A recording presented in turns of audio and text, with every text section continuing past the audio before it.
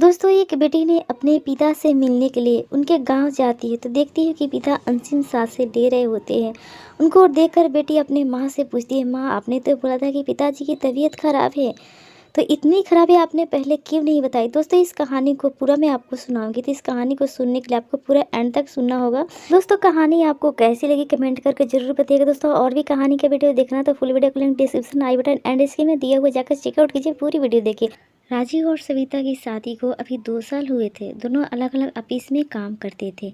एक दिन राजू घर जल्दी आ गया तो उसे सविता घर पर मिल गई। राजू बोला, क्या बात है, आज ऑफिस से जल्दी घर आ गई। सविता बोली, नहीं मैं आज ऑफिस गई ही नहीं।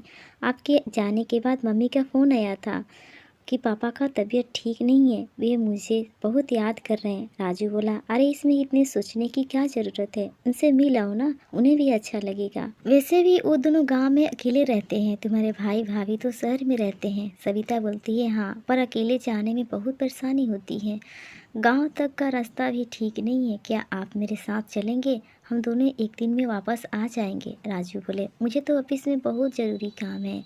एक काम करो, 2 दिन बाद प्रोग्राम बना लो, मैं कल अफसर से छुट्टी के लिए बात कर लेता हूँ। सविता बोली, ठीक है आप कल बात कर लेना, तो मैं रिजर्वेशन करा लूँगी। अगले दिन दोपहर को सविता राजू को फ़ोन करती है। सविता बोलती है, राजू क्या आपने बात कर ली छुट्टी के लिए, कब जाना है? राजू बोले, हाँ सविता कल का रिजर्वेशन करा लो, हम कल सुबह ही निकल जाएंगे। अगले दिन दोनों ट्रेन से गाँव पहुँच जाते हैं। सविता और राजू का जब घर पहुंचते हैं तो देखते हैं कि उसके पिताजी अंतिम सांसें ले रहे होते हैं। देखकर सविता फूट फूट कर रोने लगती है। सविता अपनी माँ से कहती है, माँ आपने तो कहा था कि पिताजी की तबीयत ठीक नहीं है, ये इतने बीमार थे तो पहले आपने क्यों नहीं बताया, हम इन्हें शहर के किसी अच्छे हॉस्पिटल में दिखा लेते। माँ बोली, बेटी तेरे पापा के जिद पकड़ रखी थी कि वे अपना अंतिम समय अपने गांव में ही बिताना चाहते हैं। तभी पीछे से रमेश की आवाज़ आई। रमेश सविता का भाई था। रमेश बोला, हाँ सब कुछ तो बेटी ही करेगी, बेटा के लिए तो इस घर का दरवाज़ा पहले ही बंद हो चुके हैं, सारी खबर तो बेटी को ही दी जाएगी, यही इलाज करवाएगी। सविता बोली, भैया ऐसी बात नहीं है, भैया आप यह क्या कर रहे हैं, मैं अभी अभी आई हूँ यहाँ पे और आपका फ़र्ज़ है कि माँ पापा का ख्याल रखना। आप यहाँ से जाने के बाद कभी इनसे मिलने आए हैं? रमेश बोला, तुम दोनों आ जाते हैं ना गांव का हिस्सा अपने नाम करवाने, हमारी क्या ज़रूरत है सविता। सविता बोली, भैया आपको शर्म नहीं आती, इस समय भी ऐसी बातें कर रहे हो, देख नहीं रहे हो पिताजी की क्या हालत है।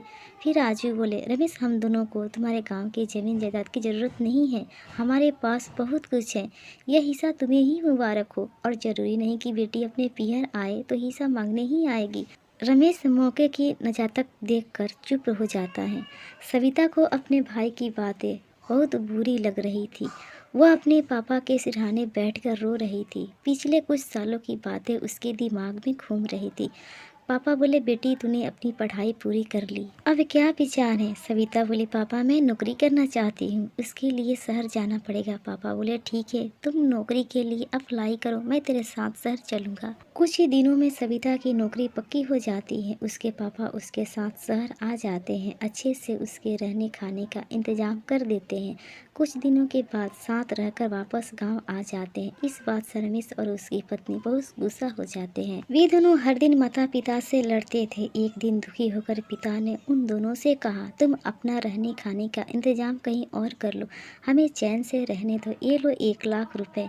रमेश अपनी पत्नी के साथ शहर आ जाता है और नौकरी करने लगता है। उसके बाद रमेश कभी गाँव नहीं आता, जहाँ तक कि बहन की शादी भी हो जाती है, फिर भी शादी में भी नहीं पहुँचता। यही सब सोचकर सविता रो रही थी। तभी उसके पिता ने आंखें खोलकर अपनी बेटी को देखा। उनकी आंखों में अब पहले जैसी चमक नहीं रही थी, अकेलापन और उदासी छाई हुई थी। उन्होंने एक बार सविता को देखा और एक बार अपनी पत्नी को देखा, जो उनके पैरों के पास बैठी हुई रो रही थी, जैसे वह कह रहे थे कि मेरे बाद मेरी पत्नी का क्या होगा। सविता बोलती है, पापा आप माँ की चिंता ना करें, इन्हें मैं अपने साथ रखूंगी। सविता की बात सुनकर उनके चेहरे पर संतोष और भाव आए, लेकिन आंखों से आंसू बह निकले। कुछ देर बाद उन्होंने अपनी आंखें बंद कर ली और कुछ ही देर बाद प्राण त्याग दिए। 13 दिन तक घर में रिश्तेदारों का जमाड़ लगा रहा।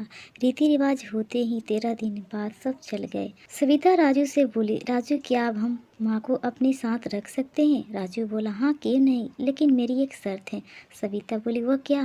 राजू बोला यह पूरी जमीन जायदाद माँ को रमेश के नाम करनी पड़ेगी। जेवर रुपया सब कुछ, नहीं तो वह यही कहेगा। जायदाद के चक्कर में माँ को ले गए। सविता ने रमेश को बुलाकर अपना फैसला सुनाया और पेपर तैयार किया। पेपर तैयार करवा के सब कुछ उसके नाम कर दिए। और चलते समय सविता ने रमेश से कहा, भैया एक बात याद रखना, बेटियां केवल दुख दर्द बांटने आती हैं, जमीन जायदाद नहीं। दोस्तों आपको ये कहानी कैसी लगी कमेंट करके हमको जरूर बताइएगा। आगे आपको और कौन सी कहानी सुननी है। दोस्तों कहानी अच्छी लगती है वीडियो को लाइक और चैनल को सब्सक्राइब कर बेल आइकन को प्रेस कर लीजिएगा। राधे राधे दोस्तों।